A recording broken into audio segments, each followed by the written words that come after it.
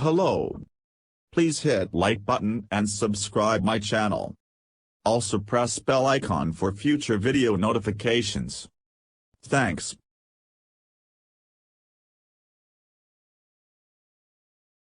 Nerve cells can regulate their sensitivity to incoming signals autonomously. A new study led by the University of Bonn has now discovered a mechanism that does just that.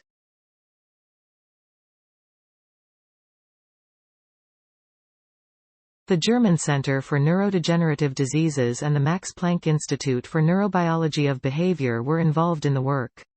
The results have now been published in the journal Cell Reports.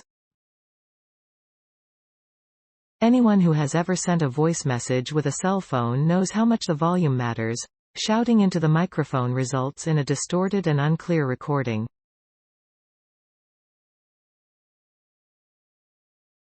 But whispering is not a good idea either, then the result is too quiet and also difficult to understand.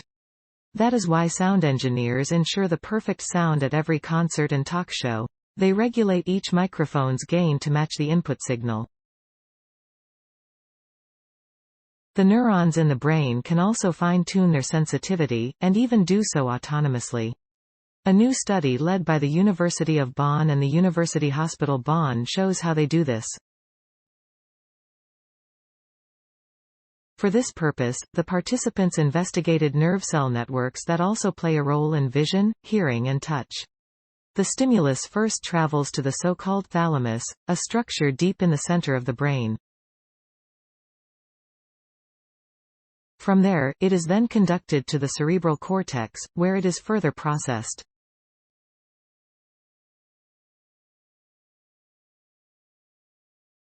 Each neuron adjusts itself. The neurons in the cerebral cortex are stimulated by the signals from the thalamus to generate action potentials, explains Professor Dr. Heinz Beck from the Institute of Experimental Epileptology and Cognition Research at the University Hospital Bonn. These are short voltage pulses that are then transmitted to other sites in the brain.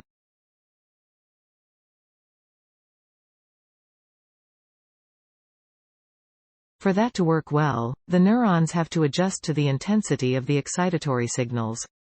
For example, they need to dial down their sensitivity if the incoming stimuli were very strong. We have now discovered that a specific enzyme called SLK plays a role in this process, says Beck, who is also spokesperson for the transdisciplinary research area, Life and Health, at the University of Bonn.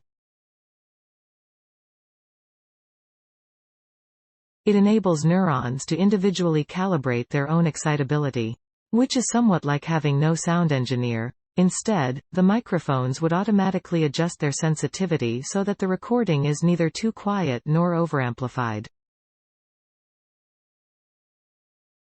In this mechanism, special nerve cells play an essential role, the so-called interneurons, explains Dr. Pedro Royero from Beck's research group. He earned his doctorate with this study in the Max Planck International Graduate School and performed most of the experiments. Interneurons send inhibitory action potentials to excited neurons. In a way, they turn the knob that reduces their sensitivity. The SLK now determines how much this regulator can be adjusted by the interneurons, that is, how strong their inhibitory effect is. There are two different types of interneurons. Some are activated directly by incoming impulses from the thalamus. They already inhibit the neurons while these are simultaneously excited by the thalamus.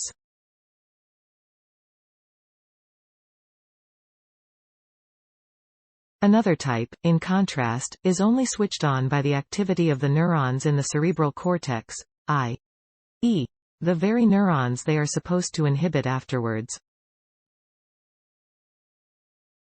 So they are part of a negative feedback loop. Interestingly, the SLK is not active in this feedback inhibition, but only in the first case, Royero points out. New insights into the development of diseases. The researchers were also able to show that certain genes are activated during sensitivity adjustment. They now want to investigate their role in the process in more detail.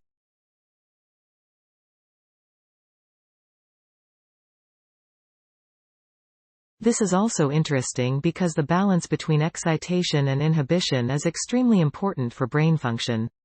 This can be seen, for example, in epilepsy. The characteristic seizures result from overexcitation of large areas of nerve cells.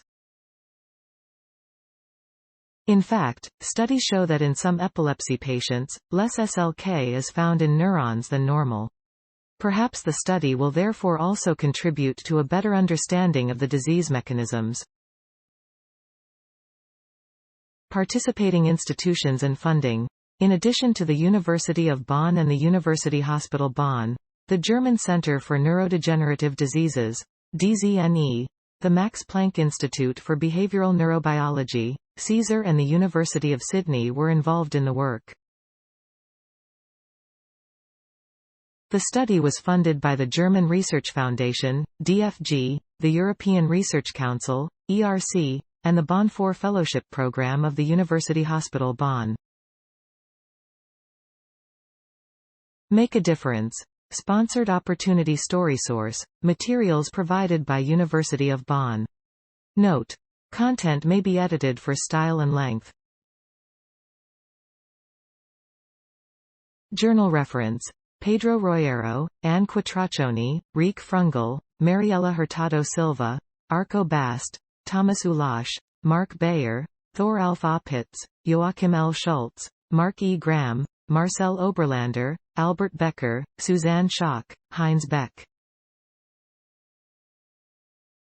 Circuit Selective Cell Autonomous Regulation of Inhibition in Pyramidal Neurons by St20-like Kinase. Cell Reports, 2022, 41, 10, 111757 doi, 10. 1016 J. CellRep. 2022. 111757 Cite this page, University of Bonn. How neurons regulate their excitability autonomously. Study by the University of Bonn elucidates important mechanism in the brain. Science Daily. Science Daily, 6 December 2022. ift.tt/fr8 University of Bonn. 2022, December 6. How neurons regulate their excitability autonomously. Study by the University of Bonn elucidates important mechanism in the brain. Science Daily. Retrieved December 6, 2022 from ift.tt/fr8 University of Bonn. How neurons regulate their excitability autonomously. Study by the University of Bonn elucidates important mechanism in the brain. Science Daily.